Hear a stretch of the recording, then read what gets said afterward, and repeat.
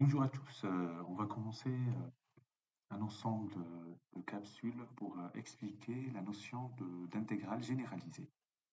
Euh, donc j'ai préparé une partie, en quelque sorte, motivation du chapitre. Euh, donc les intégrales, ce qu'on appelle intégrale impropre ou généralisée, en fait, ça désigne le même objet. En fait, ça va être une extension de l'intégrale usuelle.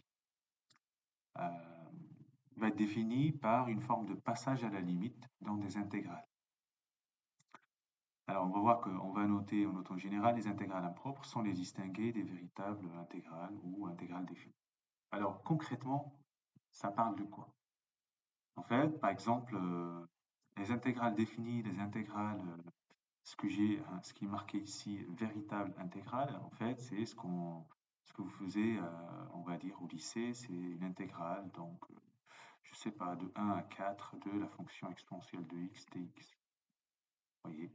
Et ce qui représentait en quelque sorte une aire sous la courbe de l'exponentielle qui va être limitée entre deux droites verticales d'équation x égale 1, x égale 4. Vous voyez, sans problème, vous savez très bien que la primitive de l'exponentielle, c'est elle-même, et entre les deux bornes, 1, 4, c'est e à 4 moins e. Alors maintenant, l'objectif de ce chapitre, c'est, on va se dire, ben si je fais intégrale de 1 à plus l'infini, par exemple, de l'exponentielle de x, vous voyez, je vais mettre une borne infinie.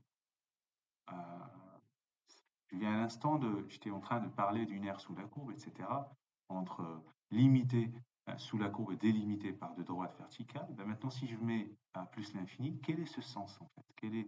Quel sens on va donner à cette intégrale? Euh, Est-ce que ça va être quelque chose de fini, ce résultat, hein? Est-ce que ça va être infini? Voilà, c'est ce caractère fini, infini qui va rentrer en jeu. Voilà. Il n'y a pas que ce cas-là où l'intégrale, on va essayer de généraliser. Pour ça, on appelle l'intégrale généralisée. Ce qu'on a appris sur une intégrale définie d'une fonction continue et voilà, qui est usuelle, entre deux bornes finies et en lesquelles la fonction elle est bien définie, on va généraliser à quelque chose comme ça la borne infinie, ou bien même si par exemple je veux intégrer de 0 à 1, par exemple la fonction 1 sur x dx. Alors vous voyez bien que intégrer de 0 à 1, ça veut dire x, c'est tout réel en 0 à 1, vous dites eh ben, attention, la fonction 1 sur x n'est pas définie en 0. Vous voyez, euh, c'est en quelque sorte, voilà, est-ce que c'est possible? Et on va être d'accord, vraiment le sens qu'on va donner, est-ce que cette intégrale va être convergente ou divergente? Dans le sens où, est-ce que même si la fonction n'est pas définie en ce point, à 0, est-ce que je peux quand même calculer l'intégrale de 0 à 1? Est-ce que ça va être quelque chose de raisonnable? Vous voyez? Alors, dans la pratique, qu'est-ce qu'on fait? Donc, si j'écris concrètement cet exemple-là de 0 à 1, donc cette intégrale, vous voyez, 0, c'est un point, on va dire, en lequel la fonction n'est pas définie, c'est un point qui pose problème, on va dire. En fait, cette intégrale, on va l'écrire comme une limite. Quand x tend vers, on va appeler alpha tend vers 0 plus. Intégrale, vous voyez, je vais remplacer le 0 par alpha, de alpha 1, 1 sur x dx. Et on va s'intéresser à cette limite, voilà, la limite de cet objet. On va calculer, vous voyez, 1 sur x, on connaît une primitive, on va calculer cette intégrale et après on va faire la limite quand alpha tend vers 0. Et on va regarder si cette limite est finie ou pas. Voilà, en quelque sorte. Donc, dans la pratique, on est amené à effectuer une étude de convergence intégrale impropre. Lorsque on intègre jusqu'à une borne infinie, vous voyez, dès que vous avez une intégrale, si une borne elle est infinie, c'est directement, voilà, il faut étudier cette intégrale, est-ce qu'elle va être convergente ou pas. Lorsqu'on intègre jusqu'à une borne en laquelle la fonction n'admet pas de limite finie. Voilà. Le cas de cette fonction que je viens de donner, 1 sur x, quand x tend vers 0, 1 sur 0, ça tend vers l'infini. Voyez. Troisième point, lorsqu'on englobe un point de non-définition. Vous voyez, ici, c'est les deux en un seul point. Vous voyez, dans l'intervalle d'intégration. Donc ici, j'ai intégré entre 0 et 1, un point, enfin 0 n'est pas dans le domaine de définition de 1 sur x.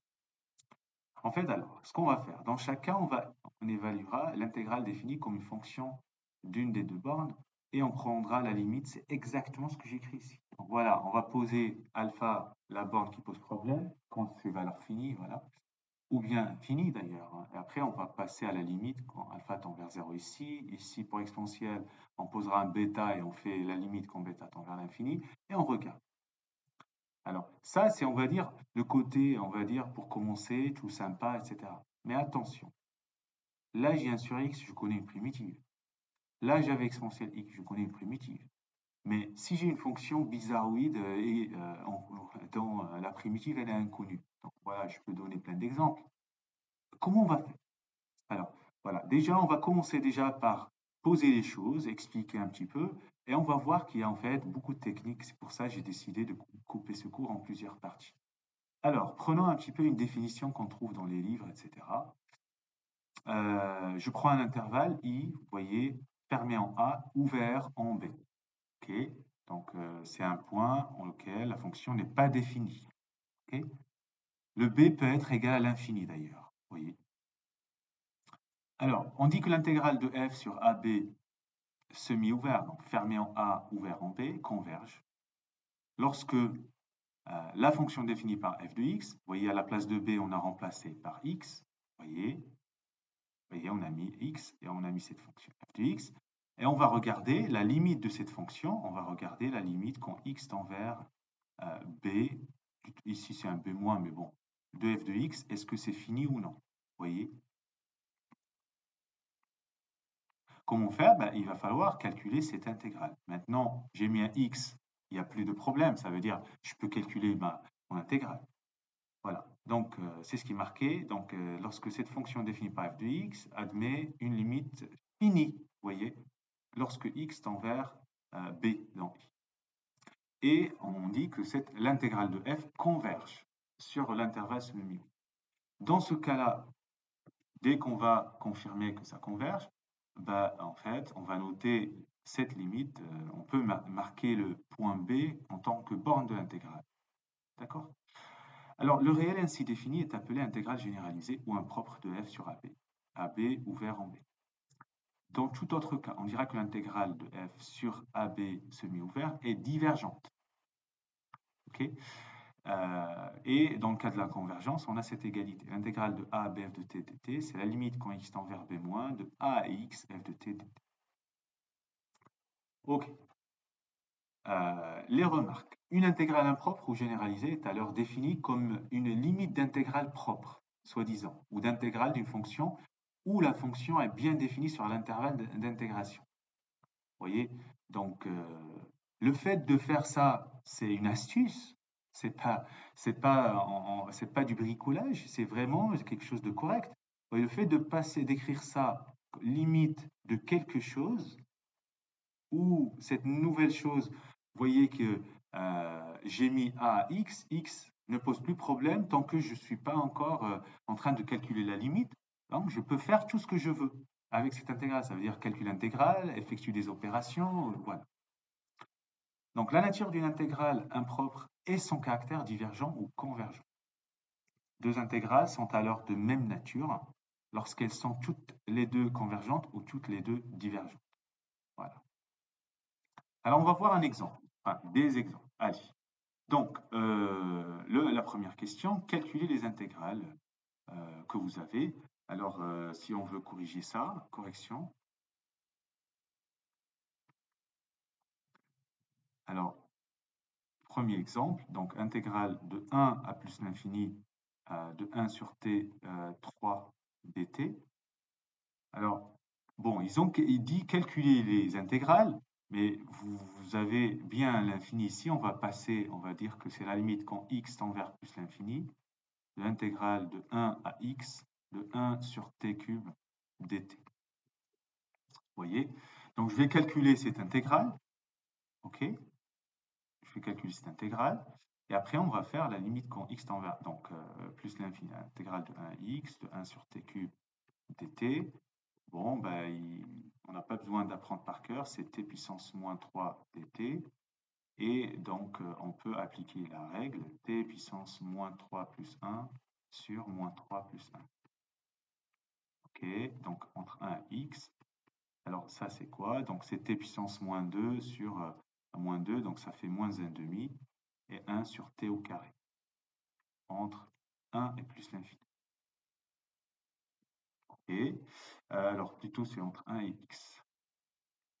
Alors je réécris ici. Donc ça va être moins 1,5, 1 sur x au carré, plus 1,5.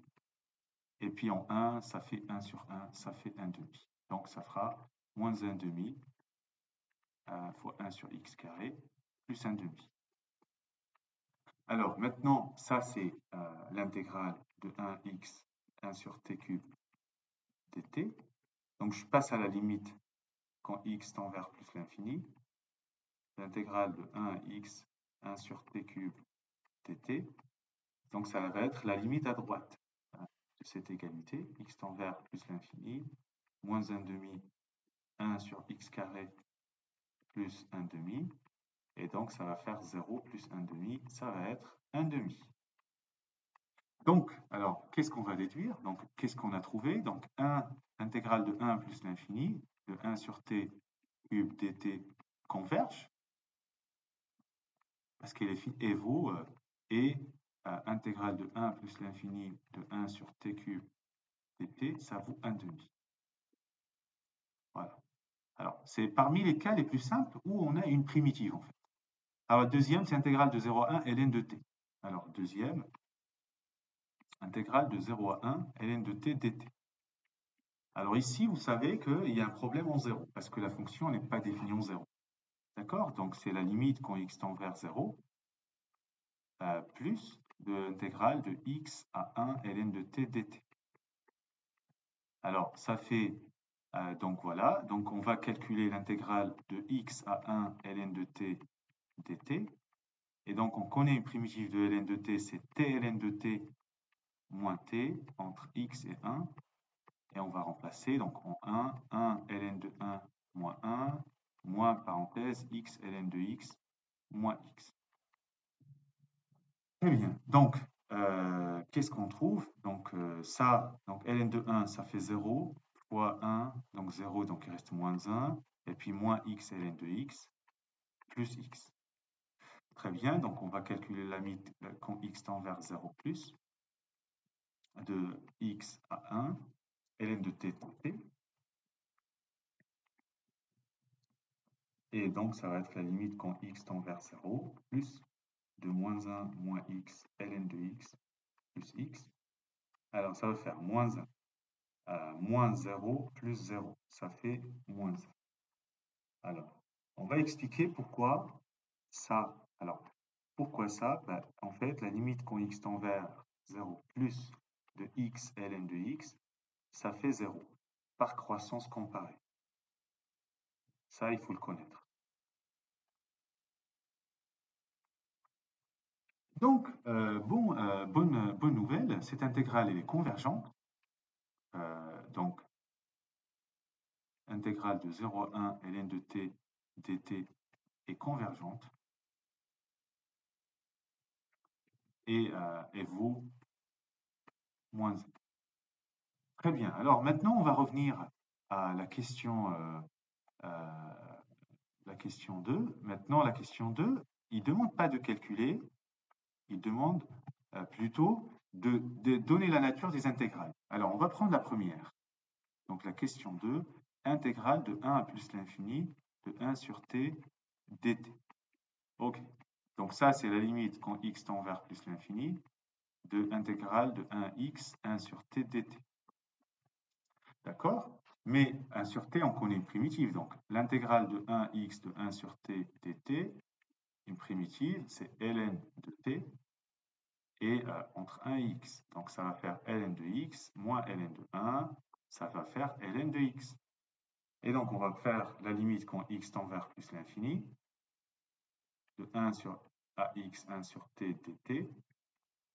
Donc, ça va faire la limite quand x tend vers plus l'infini de ln de x. Et là, vous allez être d'accord, ça fait plus l'infini. Ah, bah voilà. Premier exemple d'une intégrale divergente. Donc, intégrale de 1 plus l'infini de 1 sur t dt est divergente.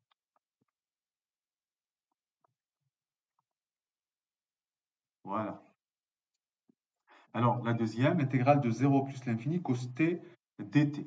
Alors, deuxième, intégrale de, on a dit, 0 plus l'infini, cosinus de t dt. Alors, bah, écoutez, déjà, ici, alors, le problème, c'est en plus l'infini, c'est automatique. On connaît une primitive de cosinus de t, c'est sinus de t. Et donc, après, on va être amené à ce que cette intégrale converge. Bah, directement, on va se rendre compte. Alors, si j'écris x tend vers plus l'infini, l'intégrale de 0 à x cos t dt, et intégrale de 0 à x cos t dt, ça va être, c'est sinus x et sinus t entre 0 et x, ça va être sinus de x moins sinus 0. Et ça vaut 0, donc c'est sinus x. Et donc, il faut passer à la limite de 0 à x cos t dt, et limite quand x tend vers plus l'infini, sinus x. Mais là, cette limite n'existe pas. Elle n'a pas de limite. Sinus x, la fonction que x associe, n'a pas de limite. Donc cette intégrale est divergente. Voilà.